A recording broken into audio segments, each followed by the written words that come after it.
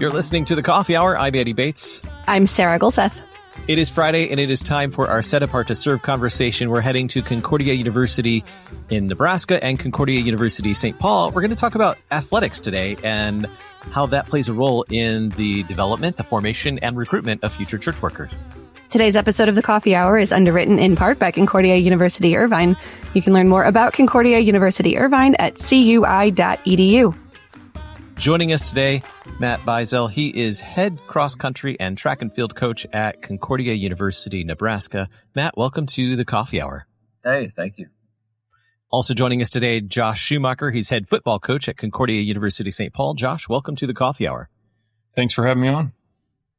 So this is a fun conversation. We get to talk about sports, athletics, and the development and formation of future church workers. And you serve a lot of students at Concordia University, St. Paul and Concordia University, Nebraska. Let's talk about the ways that you serve your Concordia universities. Matt, let's start with you and how you serve at Concordia University, Nebraska, and your path to serving there as well.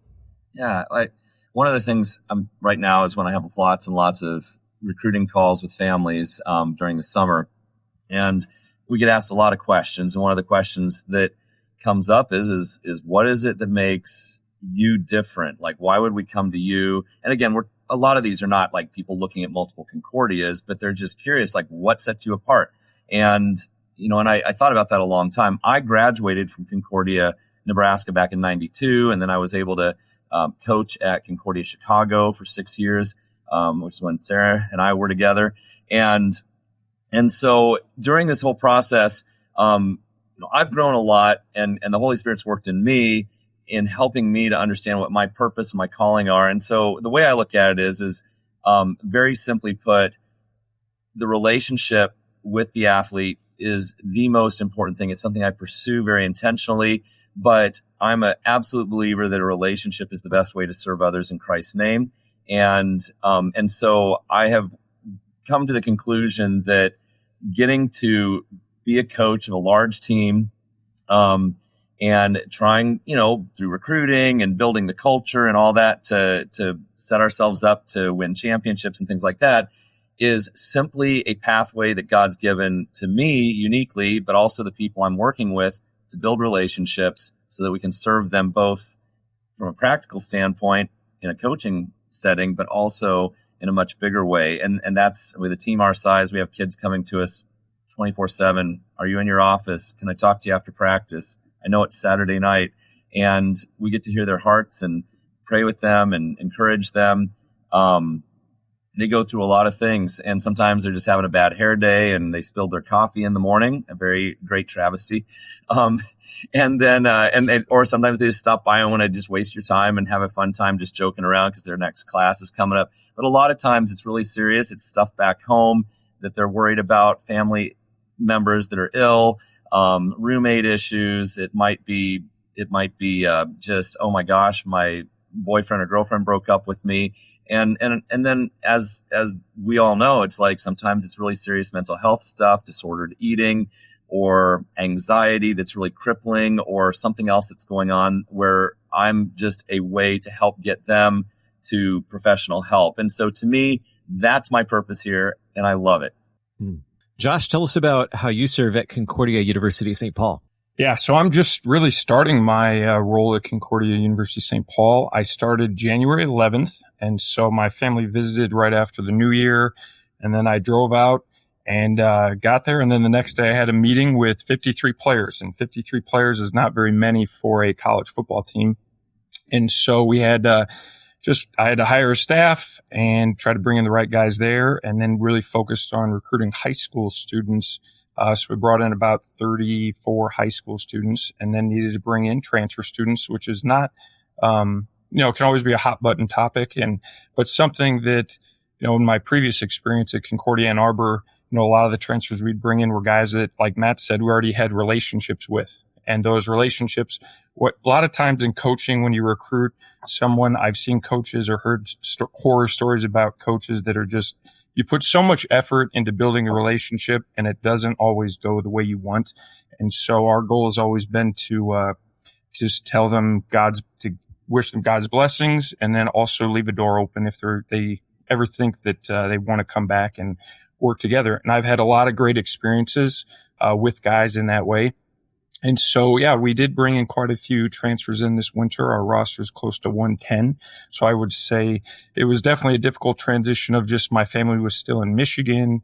I was apart from them. So like the first 32 days I was there, it felt like I abandoned my wife and 4 kids, which was a tough thing, but it definitely gives you the environment to really build those relationships with the guys early on, because you're just immersed. And I would tell myself, if I'm here away from my family, I got to be the most efficient as I possibly can in terms of trying to maximize the time I have here before I go back and forth. So fortunately, my family's moved out to Minnesota, and we're thankful for the new opportunity there.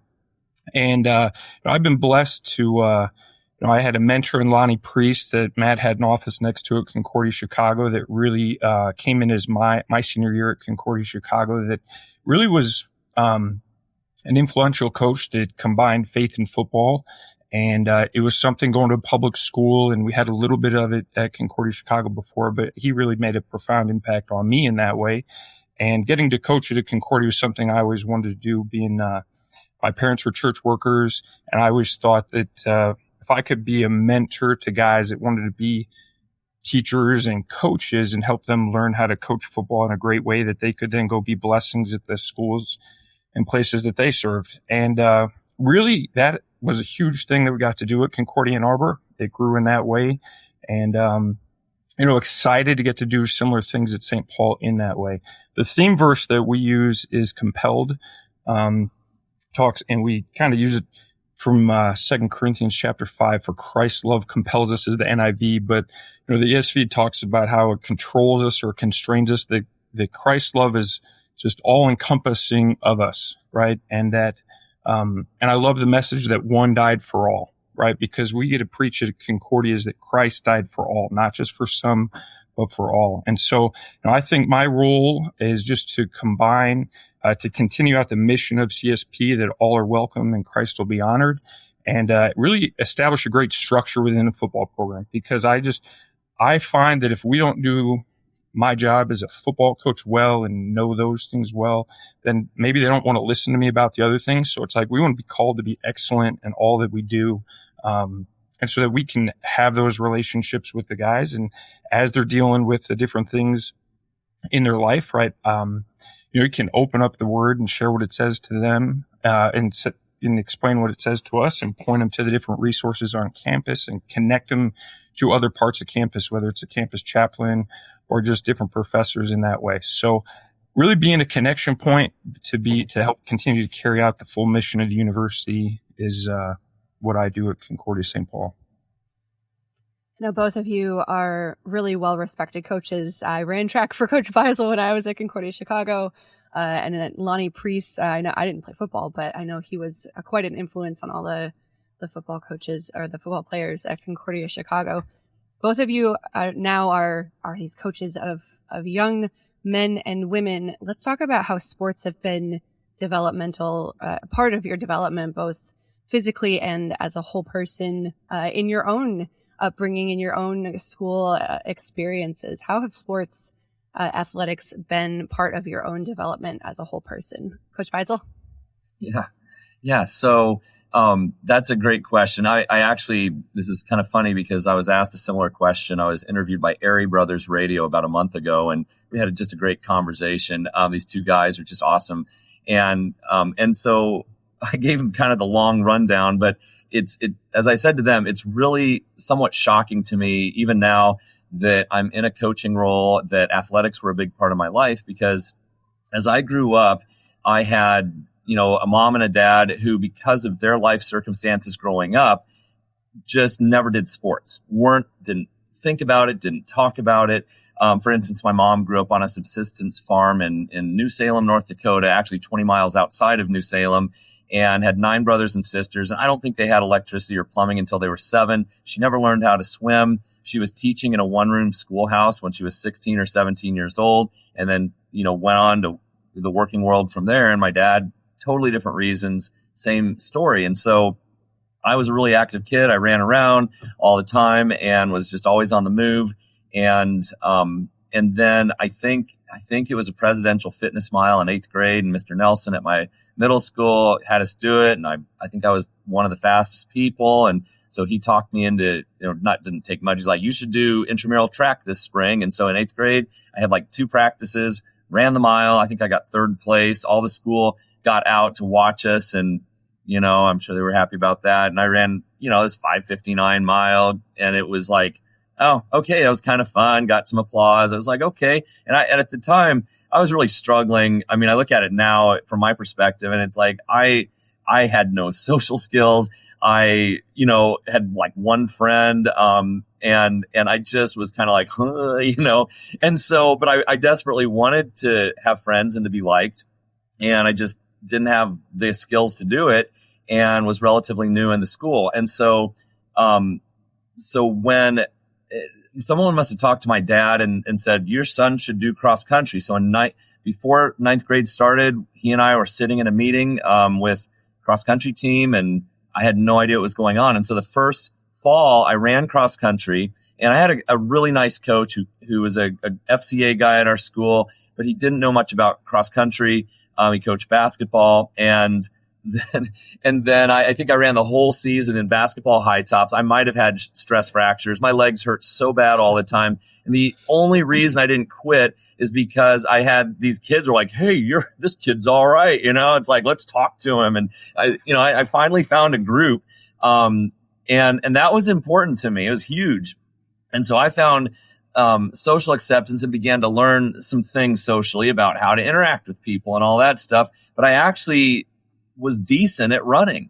And as I was at a camp out in, central Nebraska, a bunch of high school kids, and I told them, I said, if you're good at something, you tend to like it better. Like it grows on you. Even if it's a hard thing, if you realize, hey, I'm kind of good at this compared to other people, and you get praise and applause and affirmation, it's like, well, I guess I'll keep doing it. So I did that through high school, and walked on to Concordia. I went to Morrison Christian Academy in Taiwan my senior year. My dad was a professor at Pitt State, took a sabbatical. He's like, we're going to Taiwan.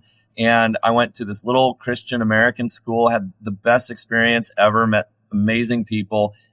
That's where my faith from going to church every Sunday and like, oh gosh, I got to go to church. All of a sudden I'm surrounded by high school kids who lived out their faith very vocally. It was a lot of missionary kids, and it helped me to go, oh my gosh, it's like this is something that people that I hang out with, that I respect a lot, they're open about it, and I want to learn more. And so even though I had a great faith base from my family, it was really helpful to have a group of kids that were my peers that definitely valued this and made it a big part of their lives. And so I think that was a part of the reason when we came back to the States, we had like 3 weeks till college started. And my dad's like, well, as we're driving, because we like flew into Denver and drove to Kansas, but he's like, there's this school called Concordia, and we're Lutheran, and you want to stop by and check it out? And I'm like, sure, better do it sometime, because we didn't have internet back then. And I don't remember everything. I met Joe Gabani, who's become a great mentor and friend of mine in the biology world. And I just remember walking out to the car and going, oh, this is it. So that was my college search. And I walked onto the team. Coach had no idea who I was. And I ran, and I got pretty good at it. And then I was just telling someone this the other day. I went into education. I had a bunch of guys on the cross country team that were all going to be teachers, and it sounded pretty cool. And so I became a teacher and started off middle school. What I never thought about, because I'm clueless. Okay. My wife will tell you this sometimes. I never took a coaching class. I never thought, oh, I'm a collegiate athlete that's been to nationals several times. I'm going to be asked to coach at a Lutheran school. Go figure, right? And so I show up at what used to be called the Lutheran School, now is called Belvoir Academy in Chattanooga, Tennessee. And Gordon Stuckert was my principal. And basically they're like, start the program again. It's been gone for I don't know how many years. And so I had like 50 or 60 kids. We're in the middle of Chattanooga with no place to run and no facilities and no assistant coaches. And cross country was all right because I knew distance, but they're like, okay, teach throws and jumps. And hurdle. I had no idea. So I was desperately calling my friends and going, what do I do? And they're just like, care about the kids, learn everything you can at every clinic you go to, and it'll eventually start to fall into place. And they were right. And so it was really interesting that when, and I kept running myself, but eventually, long story short, I am teaching and coaching in Lutheran schools after a 2-year break doing grad school at Iowa in science ed. And the opportunity, Concordia Chicago reached out to me and said, hey, we need a head track coach. We'd like to interview you. And I was faced with a decision. I said to my wife, Jill, I'm like, well, what do you think? She's like, well, you have to ask yourself, if you could only teach science or only coach for the rest of your life, and that was the choice you had to live with, which would you choose and why? And keep in mind, all of this was with a lot of prayer. We were like, oh, gosh, help us with this. And I thought about it, and I said, you know what? I love teaching, and I love the kids. But the ones that I get closest to are through the coaching world. Those are the ones I get invited to the weddings. And so that's the path that I took. And so I did 6 years at Concordia Chicago, 2 years at Valley Lutheran in Phoenix, teaching high school science again. And then Concordia Nebraska gave me a call, and here I am, year 10 done. So does that answer your question? It does, yes. And Josh, I'll come back to you with that question, but we need to take a quick break first. We're talking with Matt Beisel and Josh Schumacher about athletics in the formation of future church workers. You're listening to The Coffee Hour. I'm Sarah Gulseth. I'm Andy Bates.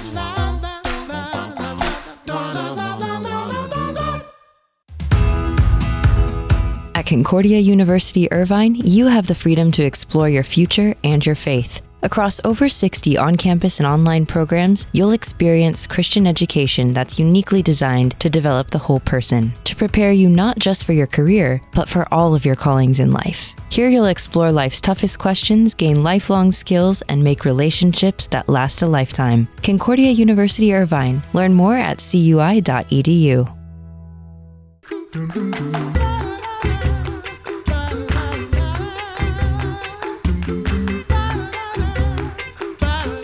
Welcome back to The Coffee Hour. I'm Sarah Gulseth. I'm Andy Bates. We're talking with Matt Beisel, head cross-country and track and field coach at Concordia University, Nebraska, and Josh Schumacher, head football coach at Concordia University, St. Paul. And Coach Schumacher, it's your turn to answer this question. How have athletics been a key part of your development as an athlete and also as a holistic person? Yeah, I loved physical contact sports. My dad got me into reading the newspaper though as a kid by reading the box scores. We'd play catch with the football when the Packers were on. My dad was serving the Northern Wisconsin district and driving around all the churches that had deaf, and he did services in sign language for them. And I played soccer up there. And then we moved to a small farm town called Carrollton, Missouri. And at recess, they just played football every single time. And they wouldn't let me play at first. I had to be the referee. And I remember my first day, I said, it's 5th and 10. And I had a nice guy that came over to me. He's like, it only goes up to 4th down, doesn't go to 5th. And eventually, I just fell in love with playing football there. I think overall, though, just in terms of activity, my parents, my dad played football at St. Paul Lutheran High School, Concordia, Missouri. My mom wasn't an athlete growing up. So it wasn't something that was like a huge thing that was forced upon me. I remember in middle school at the public school I was at in Jerseyville, Illinois, my dad called because there was something going on with the school on Wednesday night, which was supposed to be reserved for, church night and confirmation, everything like that. And so it was a blessing to me that it was put in proper perspective in my life, that it was really important to me. My parents supported me, but it wasn't something that was the most important thing. And I think that's really important for everyone to keep perspective that, the physical fitness and activity and the things that you learn from it and the continued growth and taking care of the stewardship of your body. But like the end all be all is not youth sports, and navigating that with my own 4 kids is definitely a challenge, but you're trying to figure out your busy lives. But in terms of, I got to wrestle. I had a coach that went to my church in Bristol, Connecticut, And I was at a public Bristol Eastern high school. And the coach told all the kids at school, he's like, oh, he's a good wrestler. We should recruit him out. So I ended up going out to wrestle at 189. And because they didn't have anyone there and they had a good team, and the coach just told me, just don't get pinned, save us 3 points. And eventually I really grew into that and ended up wrestling pretty well. Even though it was a tough start, I broke my nose playing football before I got on a school bus. My nose is still a little bit crooked from it. But I would say the sports in my life, the physical contact I always appreciated, as well as the strategy. And so I ended up going to, I had applied to 3 Concordias. I ended up going to Concordia, Chicago. There's a new head football coach there, Jeff Hines at the time. And my sister's science professor at Concordia, Chicago, had taught him down at a Lutheran school in Texas, and just encouraged me to recheck out Concordia, Chicago, because I was kind of set to go to Nebraska, where my mom went. And so I went there to be a part of a new team, new vision, new coach. And really, it was ups and downs. I had 3 coaches while I was there. Jeff Hines slid into the dean of students role, and then Coach Conwell, who I really loved, ended up passing away. But got cancer in between my sophomore and junior year. And I was set to transfer to Concordia, Nebraska, but I had, was dating a wonderful girl that was, she was an art major, and she was in Lutheranette as well. And so I decided to stay and finish it out, but it ended up opening the door later in life. I taught geometry and algebra 2 and was the head wrestling coach at Faith Lutheran High School in Las Vegas. And then Coach Priest later called me to be the defensive coordinator at Concordia Ann Arbor. And, that part, it was such a blessing to be a part of. They'd only had football for 2 years. We got to be a part of the first win. I was a part of the last win. We won a couple conference championships. And just the opportunity to be around other Christian men and really get to grow it was truly impactful. And so I would say, you want to, as a coach, try to create that experience that isn't necessarily not like some big emotional, life-changing type of thing, but you're trying to create an experience that they can continue to grow from things that they've learned from their families and churches growing up, or for people that haven't had that, create this opportunity that there is more out there and sharing God's word with them. So yeah, sports has been a huge avenue for my life. And I think, the lessons I've learned, right, that you can learn in a locker room, and be in an environment. In football, there's guys some sports, I think maybe they listen to more of the same music. Football, we've got guys that listen to all different kinds of music, guys from small towns, guys from the city. I really appreciate that environment of having guys from so many different places coming together. And I think that's a real challenge, but it's an exciting one. We have just a few minutes left. I want to talk about the students on your teams that you coach. Let's talk about the church work students. How do you see their involvement in sports and athletics at the university level? How do you see that shaping their future as future church workers? Coach Beisel, Yeah. what are your thoughts on that? Thank you. Yeah. So here at Concordia, Nebraska, we have a pretty big team. I think we have about 180 on our track team, and a pretty significant percentage of them are church work. They're pre-sem, pre-deaconess, pre-DCE, or DCE majors, or they're going into Lutheran education in some way. And so I think that when you're with a team, and again, these are things that shaped my life too, is you're like Josh was saying, like you're surrounded by men and women who share your values, share your beliefs, build you up in it, and you're all struggling through life.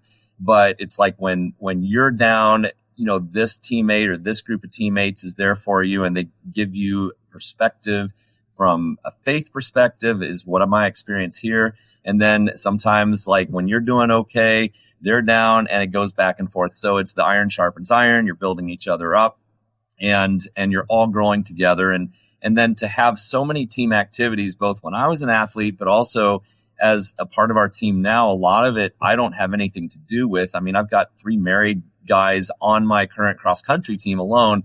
And so these are adults or becoming adults who take a lot of ownership and responsibility for starting Bible studies within the sprints, jumps, hurdles group or the distance group.